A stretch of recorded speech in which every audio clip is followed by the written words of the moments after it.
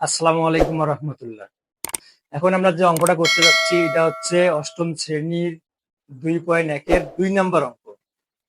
অঙ্কটি হচ্ছে একজন দোকানদার কিছু সংখ্যক ডাল 375 টাকা বিক্রয় করায় তার 5% ক্ষতি হয়। কত পার্সেন্ট? 5% ক্ষতি হয়।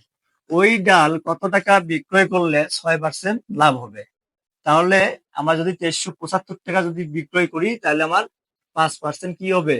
ক্ষতি হবে। তাহলে আমরা কত টাকা বিক্রয় করলে আমার 6% লাভ হবে? তাহলে আমরা অঙ্কটা করব এখন। 5% 5% ক্ষতিতে ক্ষতিতে 100 টাকার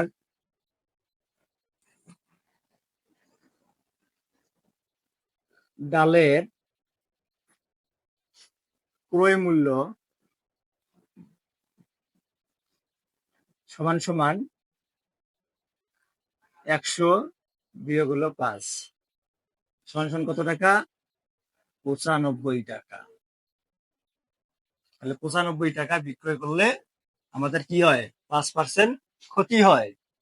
তাহলে বিক্রয় মূল্য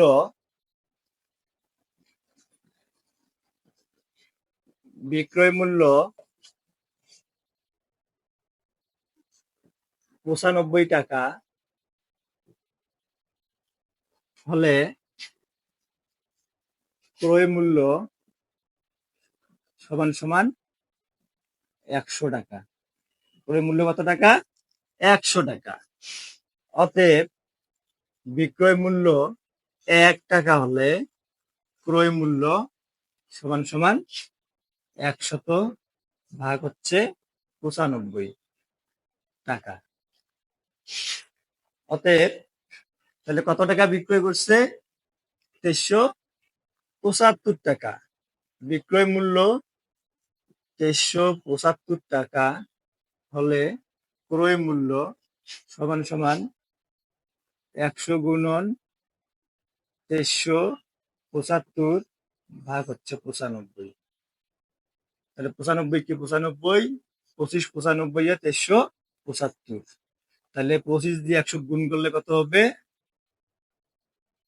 2500 টাকা। 2500 টাকা আমাদের কি ক্রয় মূল্য। তাহলে এটা আমাদের কি বাইর হলো? ক্রয় মূল্য বাইর হলো। আবার 6% লাভে ক্রয় মূল্য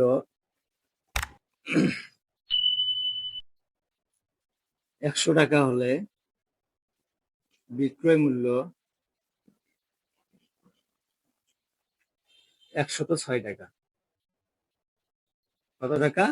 106 টাকা। 106 টাকা কিভাবে হলো? 6% লাভে, তাহলে 100 যোগ হলো 6, 106 টাকা। ক্রয় মূল্য 1 টাকা হলে বিক্রয় মূল্য সমান সমান 106 ভাগ হলো 100 টাকা।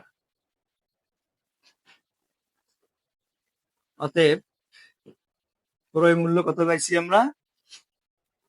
2500 টাকা। 2500 টাকা হলে বিক্রয় মূল্য সমান সমান 106 গুণন হলো 2500 ভাগ হলো 100। তাহলে এই শূন্য কাটা। তাহলে 25 আর 106 গুণ করলে কত হবে? 2650 টাকা। আপনারা নিশ্চয়ই অঙ্কটি বুঝেছেন। যদি না বুঝে থাকেন তাহলে আপনারা কমেন্টে আমাকে জানাবেন। আমি যথাসাধ্য চেষ্টা করব আপনাকে পুনরায় বুঝিয়ে দেওয়ার জন্য। আর তারপরে আবার আপনারা বারবার ভিডিওটা দেখবেন। ধন্যবাদ সবাই।